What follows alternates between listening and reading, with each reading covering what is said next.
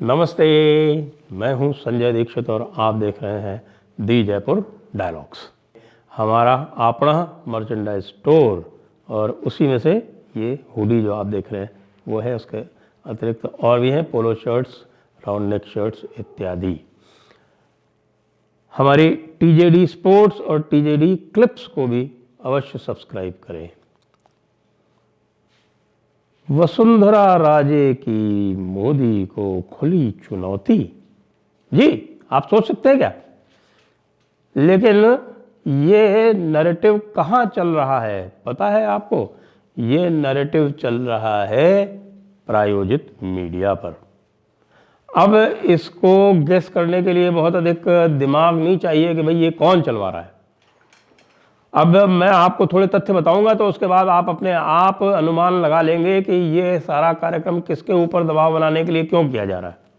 जी हाँ, कल यूनुस खान साहब, जी हाँ वही यूनुस खान जिनको पार्टी ने टिकट नहीं दिया क्योंकि वो एक अलग किस्म के प्राणी हैं, महारानी के खास उल खास, इतने खास कि आप देखिए कि महारानी का जो पहला कार्यकाल था जिसमें भ्रष्टाचार के अनेक आरोप उनके ऊपर लगे, उसमें जो सारा का सारा दायित्व जाता था या सारे के सारे आरोप लगते थे वो एक उनके अत्यधिक निकटस्थ उद्योगपति के ऊपर लगते थे। उद्योगपति तो खैर क्या था, वो दलाल था एक नंबर का।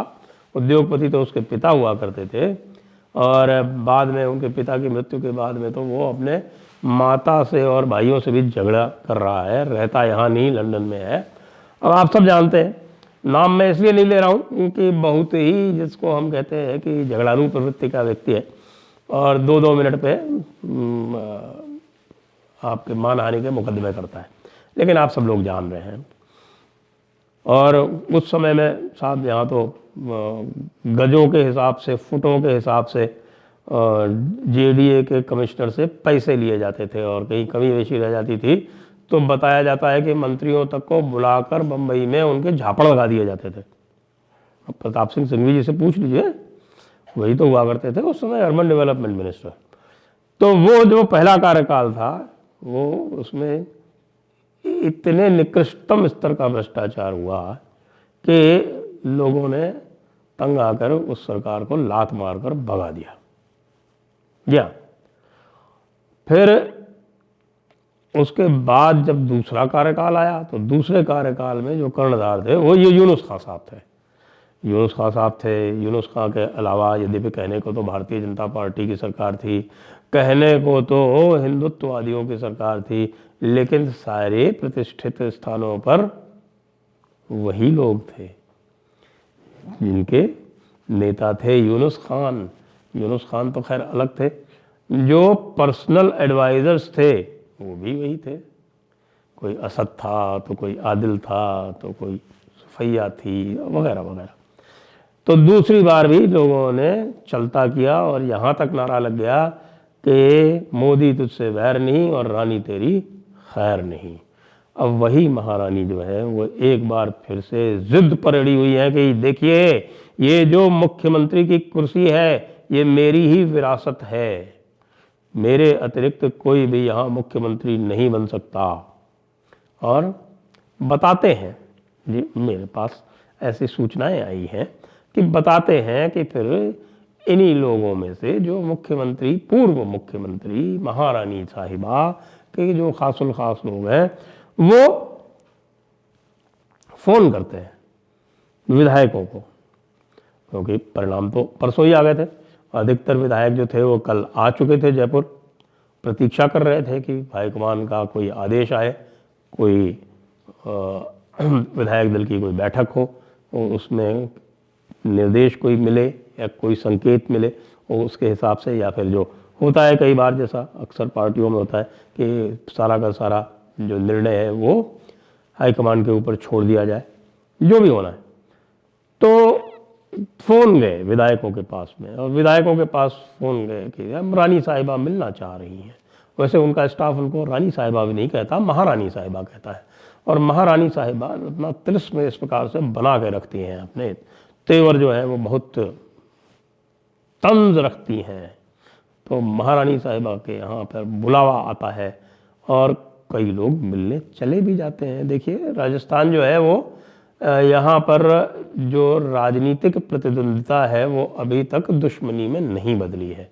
तो यहाँ पर यदि आपस में यानी कि कांग्रेस और भारतीय जनता पार्टी के लोगों में भी आपस में पारिवारिक संबंध बने रहते हैं, आना जाना बना रहता है, हंसी ठट्टा होता रहता है, एक दूसरे के ब्याह शादियों में सब में जाना आना लगातार होता है। यहाँ इसको बिल्कुल कतई बुरा नहीं माना जाता। अपितु यदि आप नहीं जाते हैं तो अवश्य बुरा माना जा सकता है। इस प्रकार की थोड़ी बहुत परिपाटी यदि किसी ने आरंभ की तो हमारे जो भाई बहन हैं यानी कि अशोक जी गहलोत और मैडम वसुंधरा राजे, इन्हें के ये ज़रूर थोड़ा करती थी, हाँ भाई ये इससे मेरी दुश्मनी है। तो ये दुश्मनी वाली जो राजनीति है वो यहाँ से आरंभ हुई, लेकिन उसका बहुत कुछ असर जो है वो नीचे तक नहीं है। तो उनको बुलाया जाता है और उसके बाद फिर बुलाया क्या जाता है, पहले कहा जाता है कि साहब डिनर पे बुलाया, कोई डिनर विनर नहीं था, वैसे ही कि साहब फ़ोन गए, मिलना चाहती है। भाई आप सबको फ़ोन कर करके बुलाओ, मिलना चाहती है। तो यहाँ जिस प्रकार का एक सहज सा वातावरण है उसमें कई लोग मिलने चले गए। उसके बाद फिर साहब आप देखिए कि मीडिया पर लगातार चर्चा कराई जा रही है, वो नहीं रही कराई जा रही है, मीडिया पर चर्चा कराई जा रही है कि साहब महारानी साहिबा के साथ इतने लोग हैं, महारानी साहिबा को लोग कह रहे हैं कि उनके अतिरिक्त कोई चीफ मिनिस्टर बन नहीं सकता है। अरे चीफ मिनिस्टर कैसे, अगर तुमको बनाना होता भाई महारानी साहिबा तो तुम्हारे नाम पर चुनाव लड़ नहीं लेते। मुझे याद है 2019 में इसी तरह की परिस्थिति क्रिएट कर दी गई थी। उस समय भी महारानी के नाम पर चुनाव नहीं लड़ना चाहते थे और लगभग ये पता था केंद्रीय नेतृत्व को कि इनके विरुद्ध बहुत ही ज़बरदस्त एंटी इनकम्बेंसी क्या है कि पूरे की पूरी जो सरकार थी वो उसके ऊपर भ्रष्टाचार के इतने आरोप थे, निरंकुशता के इतने आरोप थे, अपने पक्षपात के इतने आरोप थे और मुस्लिम तुष्टीकरण के इतने आरोप थे कि उसका जाना लगभग तय था। बिल्कुल निश्चित था कि ये सरकार तो बच ही नहीं सकती किसी भी हालत में। और जैसा लोगों ने कहा कि मोदी तुझसे वैर नहीं और रानी तेरी खैर नहीं, उन्होंने अपने वायदे को सच करके बता दिया। उन्होंने भारतीय जनता पार्टी की सरकार को हराया और बाद में लोकसभा चुनाव जो 4 महीने बाद हुआ उसमें 25 की 25 सीटें भारतीय जनता पार्टी के गठबंधन को दी। तो पिछली बार चूंकि ये सिटिंग चीफ मिनिस्टर थी तो इनकी चल गई और इनको सहन कर लिया। एक तो ये इसका भी थोड़ा सा एडवांटेज उठा गई कि लोकसभा के चुनाव तुरंत बाद आने वाले थे और चूंकि 2014 को जो पहला चुनाव था उसके बाद रिपीट होने के लिए जो दूसरा चुनाव ही था तो उसमें बहुत कुछ चांस नहीं लेना चाहते थे मोदी जी। इस बार तो मोदी जी चांस पहले ही ले चुके। उन्होंने रानी को हटा दिया, रानी का चेहरा नहीं रखा और रानी के भरसक प्रयत्नों के उपरांत भी 115 सीटें तो लेकर आ ही गए अपने दम पर मोदी जी। आप देखिए कि कहाँ कहाँ, यानी कि महारानी का महल कहाँ है, धौलपुर।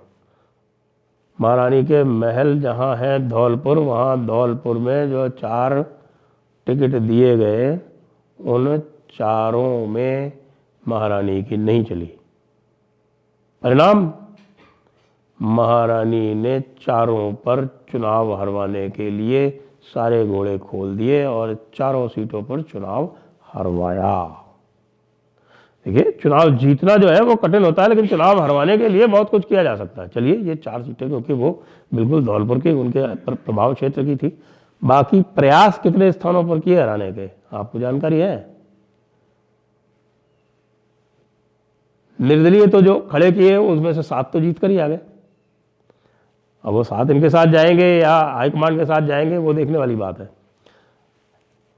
कईयों को और भी कराया तो जीत नहीं पाए, जैसे जीवाराम चौधरी सांचौर वाले या आशा मीणा आपके हमारे किरोड़िया लाल मीणा जी के सामने, और बहुत सारे वहाँ पे कैंडिडेट खड़े करवाए, रामगढ़ में खड़ा करवाया और भी कई स्थानों पर खड़े करवाए।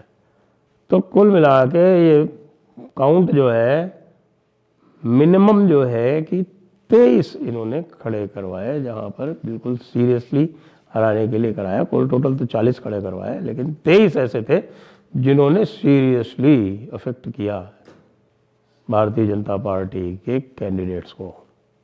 नहीं तो जो आंकड़ा 115 है ये 140 होता, वही आंकड़ा होता जो उनमें अनुमान लगाया था। हमारे अनुमान में यही थोड़ी सी चूक हो गई कि हमने महारानी को अंडर एस्टिमेट कर लिया भाई।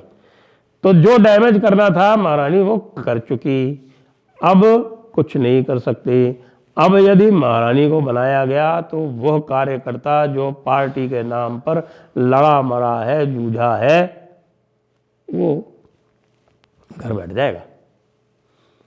और मोदी जी जिसके लिए प्रसिद्ध हैं कि भाई वो किसी के सामने ब्लैकमेल नहीं होते, मुझे तो नहीं लगता कि वो महारानी के सामने ब्लैकमेल होने वाले हैं। लेकिन भाई नैरेटिव तो चल रहा है और जोर से चल रहा है, लेकिन होना जाना कुछ भी नहीं है। ये मैं जो थोड़ा बहुत जानता हूँ मोदी शाह की जोड़ी को वो बता सकता हूँ। जय हिंद, जय भारत, वंदे मातरम।